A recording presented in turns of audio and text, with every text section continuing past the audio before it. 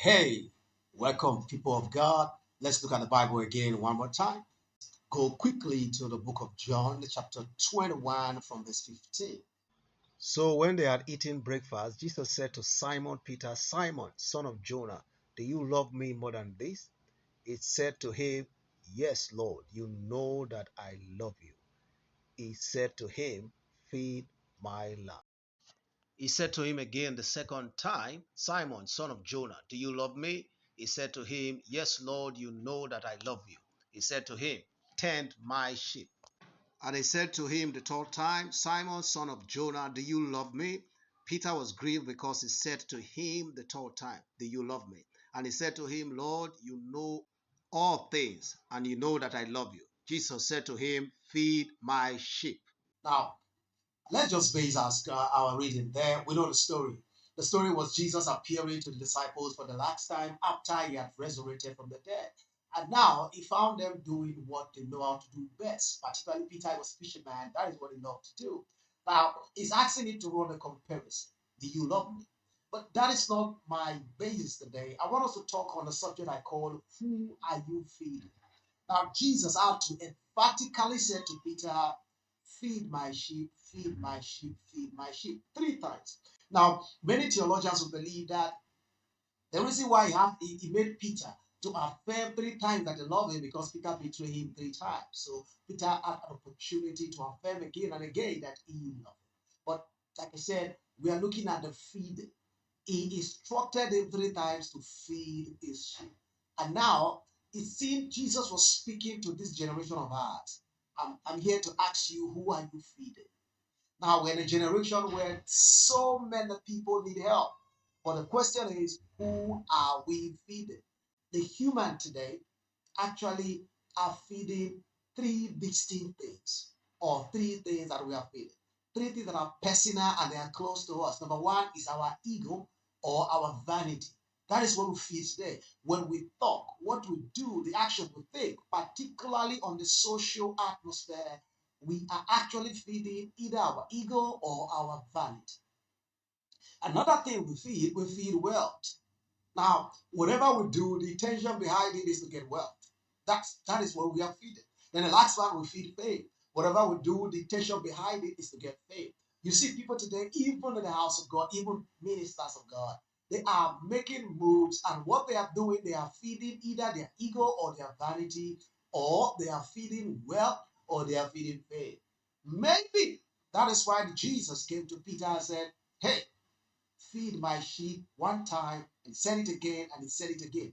We realize that Peter was feeding his ego. I'm the leader of this group. I'm going to fish. And they will say, Oh, we're coming with you. And maybe Peter also thought about it. They are chasing us everywhere. Jesus is dead. We need money. So let's go and feed fish so that we can have money. Maybe it's also what he loved to do, fame. Now, Jesus is asking every one of us, including me, what are you feeding? Now, when I look at the things that I post on the social media, I'm asking myself, what am I feeding? Now, do you think it's a coincidence that virtually in all social media platforms, Twitter's talking about follow, Instagram is talking about follow, and Facebook is talking about follow? You think it's coincidence? Okay, maybe that is coincident to you. However, when you come to Twitter, you'll find what they call a home or a feed. When you come to Instagram, you come to Facebook, you find the same thing. Why do they use that word feed? Because you are feeding someone. So what you post every day, who are you feeding? Whatever social media you belong, who are you feeding? Are you feeding your ego? Now we post our pictures. You ask people whether you are beautiful, or you tell them you're beautiful. Post your picture and tell people that, okay, this is a billionaire, you make it. Is that what you are feeding? You're feeding your ego or your vanity? You make sure that the picture you post, the picture is so nice. Now, you go and even snap with people's cars. Now, let's not go that far. But the question is, who are you feeding? Now, we have hungry young people out there testing for the truth. And people are feeding them with lies and vanity. And you are out there also posting vanity. That is why we have young people who are so hungry for the truth. The truth is scarce now because we are all feeding three things. We're feeding ego or vanity. We're feeding for wealth, we're feeding for fame. Those are the things we're feeding for. And Jesus is asking you, who are you feeding? Now, when Peter was ready in the book of Acts of Apostles, chapter 2, to feed the people God asked him to feed, he used 3 tactics, and which I want you to take note of if you are actually thinking of feeding the people of God, the hungry young people out there. Peter, when he showed up on that day in Acts of Apostles chapter 2, Peter did something. He spoke their language. That's what the Bible said. They heard people speaking their language and they were attracted. If you don't speak the language of the young people today, you will not be able to feed them. You need to feed them based on their language. Peter came and he spoke their language. That is what Peter does. The first tactics Peter used. The second tactics Peter used, Peter started with his own testimony. He told them, these guys are not drunk. He spoke about their own testimony. He said, look at the time. They are not drunk. We are. He spoke from their testimony. Then the last one, Peter testified about God. 3 tactics. Speak their language, speak from your testimony, testify of Jesus. When you do this, you'll be able to penetrate and feed this generation with the right message. So I'm asking you today, who are you feeding? It is time we rise up to the responsibility and start to feed this generation correctly. First, we must speak their language. You must not come without your old language. You must speak the language of this generation, the language of the social media, the language of the digital age. That is a language you will speak. You can ask me in the comment section, what is that language? And I'll be glad to answer you. Number 2, you must start with your testimony. Your testimony is a story. Everybody resonates towards a story. Then you must testify about Jesus. Whatever you do, there must be Jesus inside.